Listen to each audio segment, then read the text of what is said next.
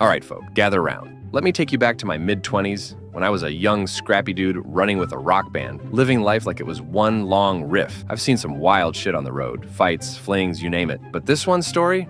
Oh, this one takes the cake, frosting, and the whole damn bakery. So, picture this. I'm in my hometown between gigs, hanging with a casual buddy named Steve. Steve's 21, a bit of a tech nerd, always tinkering with computers. Nice guy, kinda quiet, but he's got this girlfriend, Lisa, who's 17, still in high school. They've been together for 2 years, thick as thieves. Lisa lives with her mom, dad, and her older brother, who's about 19, just starting college. Cool family, real welcoming. I'd been over to their house a few times. Big suburban place.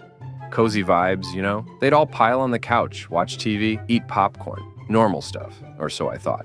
Now, Steve's over at Lisa's place all the time. Like every night he's there. He and Lisa, her mom, her dad, they'd all hang out downstairs, watching sitcoms or whatever. Parents go to bed, Steve and Lisa stay up, sneaking off to the bathroom or the living room floor for, well, you know, young love, right? No big deal. But here's where it starts getting interesting. Lisa's dad, let's call him Mike. He's a transportation coordinator for some big company. Guy's on the road a lot, hauling ass across the country.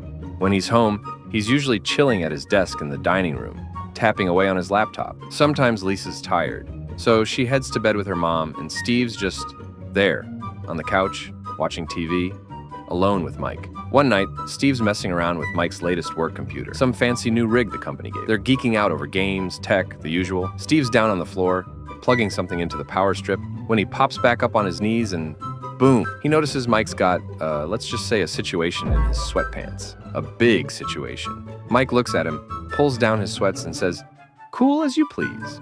You like that?" Now, most people would bolt, right? Slam the door, never come back? Not Steve.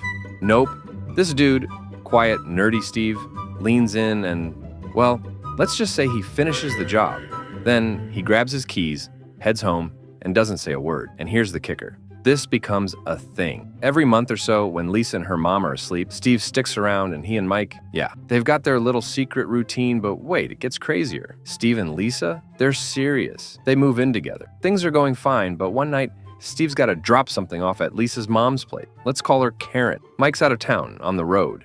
Karen answers the door in just a house coat, hair a little messy, maybe a glass of wine in her hand. She starts flirting hard. Next thing you know, Steve's got her bent over the bathroom counter, and they're going at it like it's a rock concert encore. This, too, becomes a thing. Whenever Mike's away, Steve finds an excuse to swing by, and he and Karen, well, you get the picture. You're thinking, okay, this family's got to be the most dysfunctional crew on the planet. But hold on, we're not done. Steve and Lisa start hitting rough patches in their relationship. Steve's stressing, so he goes to talk to Lisa's brother. Let's call him Jake.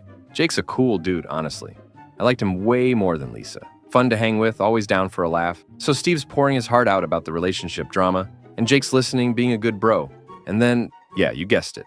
They hook up right there in the house. At this point, you're probably thinking what I was thinking. This house is Grand Central Station for some next-level soap opera incest, right? Like, they've all got to be in on it. Sneaking around, keeping secrets. Nope, wrong. When the whole thing finally blows up, and oh, it blows up like a goddamn fireworks show. It turns out Steve's the only one who knew about all of it. He's been playing everyone. Lisa, Mike, Karen, Jake. Like he's some kind of secret-keeping, sex-juggling mastermind. The rest of the family, clueless. Not a single one of them knew about the others. I was hitting the road hard with the band when the fallout happened, so I never got the full scoop on how it all went down. Never talked to any of them again. But man, when you're in your 50s, spent years touring the world with a rock band, you see some crazy shit. This one, though, this one's burned into my brain. Steve, the quiet computer nerd, turned that suburban house into his own personal circus. And you know what? I've got more stories where that came from.